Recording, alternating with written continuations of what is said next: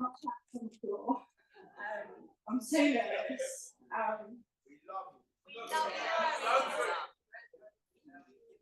And I'm so grateful to be here. Blessed beyond belief. I think so. I've always had something missing, you know, that God-shaped hole. I've chased it in every possible way my whole life. You know, I was a drug addict, I was a workaholic, a man addict, literally like chase. And I was also chasing after something spiritual as well. And that's led me down a lot of different paths, you know, all kinds of different things like new age practices. Like I used to be a crystal healer, you know, one of the times that I got clean, I ended up in a Scientology rehab, and I worked my way up from drug dealing, homelessness, and prostitution. Worked my way up to being a manager there. So I managed a Scientology rehab, and I practiced that for many years, and really believed in that dogma. In that place, I really thought I was God, or that I was, you know, a little G, and yeah, and that I could control other people, myself, places, things, and it led me like to a place where I felt suicidal, and I couldn't understand why I was clean, helping the world, so I saw it, but I was still feeling so bad inside. And you know, I left, but I didn't know about the 12 steps. I didn't hear of Jesus, but it turned me off, and you know, I ended up back on drugs again. And because I've destroyed my family unit so much, I couldn't bear to go back to them again. So I went off to Holland, great place. And yeah, I ended up in like the worst situation of my life. I was like in a human trafficking gang and put behind the windows, and worked.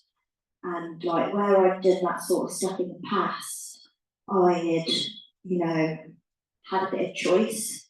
I thought that it was okay, and you know, I'm doing it for myself to get my drugs and all of that. And it wasn't like that there. You know, I didn't have any choice, and it was really traumatic. So I managed to escape, and like I got a lot of help, and I got put into another treatment centre in Holland, and I had like my first experience of NA, and my first experience of speaking to like a Christian counsellor. And like I wasn't taken by the Christian stuff at all, but my first experience of going to a meeting was amazing. So, you know, I remember going in and really not understanding anything because I talked in Dutch, but feeling the love. Yeah, like that kept me going back. And so, you know, it got me on a journey, and I came back to England, and I was in NA recovery, and so my last lot of recovery, I was still fixing, you know, still fixing on work, men, you know, all the outside stuff, and yeah, like I was doing my NA recovery as best as I could, but I was still doing all that stuff, and I knew there was something missing. Like the very last treatment centre that I went to in England about 8 or 9 years ago, I met a guy, and I really fancied him, and you know, and he was a Christian, and I met him when I was about a year clean, and he took me to the Hillsong conference, and I'd never been to anything like that before. And at the time, like when I first got there, I didn't get it, and I didn't like it in the morning. Or we had a big argument. We broke up that morning, but we decided to still go to the conference together.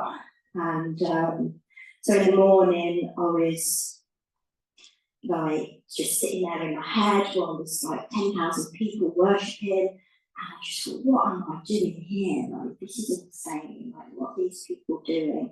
And on the break, we had to go out and do something because our money had been stolen and all this crazy stuff. And on the way back, the train broke down, and I just burst into tears. I was like, this is too much now. This is too much. And I like burst into tears, kind of broken, thinking, what on earth have I done? Like, found myself in this mental situation again. And this woman started praying for me on the train, and she asked me, have you ever thought about getting baptised? And I said, no, but I've tried everything else, so why not? And she looked at her watch, she said, well, they're baptised like once over this space of the 3 days, and it's in like 10 minutes. And the train started, so I ended up getting baptised. Yeah, hallelujah. Maybe the wrong way around for a lot of people, but I went back into the conference, and I felt every beat of the music. I heard every word that was spoken, and you know, that put me on a bit of a journey then. So the last couple of years so I've had a relapse since, and so during that recovery, and that had happened, I had a couple of years where I feel like I was doing works-based faith. So I was turning up to work and really just putting a lot of energy into helping others. And I was working in one church, I was volunteering in another, setting up a charity, like just on it with everything, and really lacking in my recovery. And I started stepping back from 12-step recovery and really started to think like, you know, that I didn't need it. And my pastor at the time told me that I was saved, and I didn't need to follow the 12-step program anymore. So I stepped back, and it wasn't much longer after before I relapsed. And I was out there for about a year. So my life got pretty awful again. I just reached a point where I couldn't go on. So I moved to Western almost a year ago now, and like gave everything up, everything, and just resurrendered to the program and found Believers in Western. And I'd already been on Believers in Recovery a few times, like over the years, like online, but not really engaged much with it, and never had the confidence to speak or anything like that. And so when I was in Western, like I was kind of dipping in and out, I had a lot of questions. I didn't understand why I'd relapsed, and I, you know, if I'd got God, and I just didn't get it. So I was really, really blessed, because like in Believers, I was taught that, you know, I need a 12-step program to treat the disease of addiction. And, you know, the disease is not a sin. What we do is sinful, but having the disease is not a sin. And that made sense to me. And so I've been on a journey and really started to put some stuff into place in my like Christian faith journey, where it's been more like faith-based works rather than works-based faith. And it's been dramatically different. So I'm not working at the minute. I've started doing a bit of voluntary and doing something that I have such a passion for, like working in hospice, and it's just beautiful. And I've never done anything like that before. I've always like worked in the field, and you know, it's been insane, and like, this is a totally different thing. And yeah, like, just learning how to walk as a Christian is so different. Like praying, like having a mentor, like asking for guidance, doing a bit of spiritual inventory, like reading the Bible, picking it up and actually reading it and studying it. And like, I've learned so much. And I remember, like, when I first started picking the Bible up, I'd still got all my crystals, and I'd still got like all my Scientology books and everything else I've looked at over the years, and sort of holding them in, thinking, oh yeah, I might need them one day. And when I picked up the Bible and like I started reading Genesis, of course, and you know, and I started reading, you know, the bit about the tree of knowledge and how Eve and you know bit from the apple, and you know how Adam and Eve, you know, they got all this knowledge, you know, and how that destroyed mankind. And so in that moment, I just went through my whole flat and like threw everything in the bin.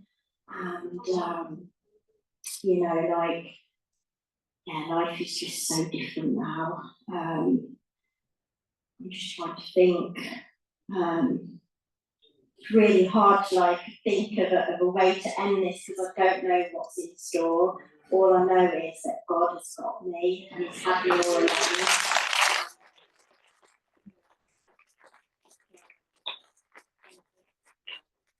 I'm just really, really blessed to be here. Like, I love Believers in Recovery. I know that this is like a part of my recovery that I can't drop out. And yeah, I'm going to leave it there. Thank you.